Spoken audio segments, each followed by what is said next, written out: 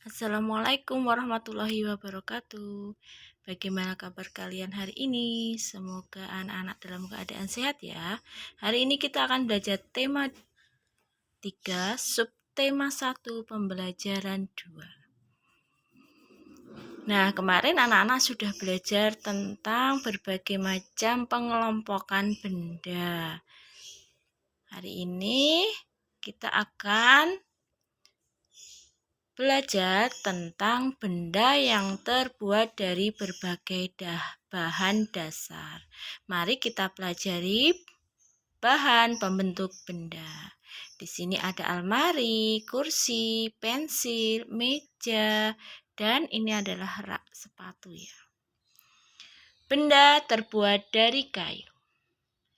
Sebutkan bahan untuk membuat pensil. Pensil terbuat dari kayu. Di sekitarmu banyak benda yang terbuat dari kayu. Beberapa di antaranya adalah meja, kursi, lemari. Kayu juga digunakan untuk membuat benda kerajinan, misalnya patung dan figura. Kayu adalah bagian dari pohon. Untuk memperoleh kayu, kita harus menebang pohon. Kemudian mengambil bagian batang untuk diolah menjadi berbagai macam benda. Perubahan dari batang kayu menjadi benda tersebut melalui proses yang berbeda-beda. Pertama, batang pohon ditebang. Batang pohon yang telah ditebang disebut kayu gelondongan atau log. Kemudian, log dikirim ke pabrik atau pusat penggergajian. Pengiriman log menggunakan angkutan khusus seperti truk melalui darat atau kapal melalui sungai. Setelah itu, log dipotong-potong sesuai keperluan. Untuk menghindari jamur dan serangga yang dapat menyerang kayu, maka kayu perlu dikeringkan. Cara hanya dengan dijemur. Kayu dijemur sekitar 2 hingga 4 minggu. Setelah dijemur, kayu siap diolah sesuai keperluan. Kayu dapat dipilih menjadi bahan dasar benda. Mengapa? Karena kayu mempunyai banyak keunggulan. Keunggulan kayu adalah mudah dibentuk ya. Beberapa benda yang terbuat dari kayu jati dapat bertahan sampai puluhan bahkan ratusan tahun. Kelemahan benda berbahan kayu adalah tidak tahan api sehingga mudah terbakar. Namun ada beberapa jenis kayu yang mudah terserang rayap atau serangga lainnya. Nah, nanti anak-anak silahkan mengerjakan ini ya, menjawab pertanyaan berdasarkan wacana di atas. Ada 1, 2, 3, dan 4.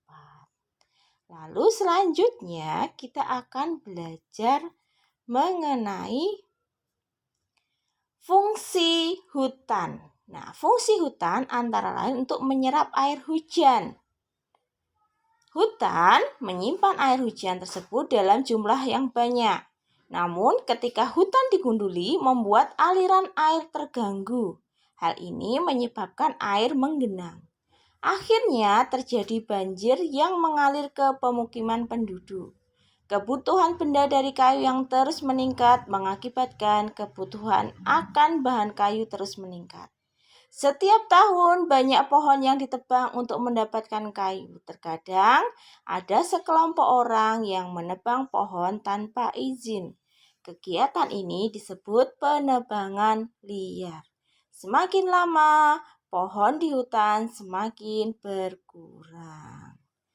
Nah, kira-kira nanti anak-anak boleh nih bermusyawarah dengan keluarga dari bacaan ini tadi. Apa ya kira-kira fungsi dari hutan? Nah, anak-anak, fungsi dari hutan ini ya.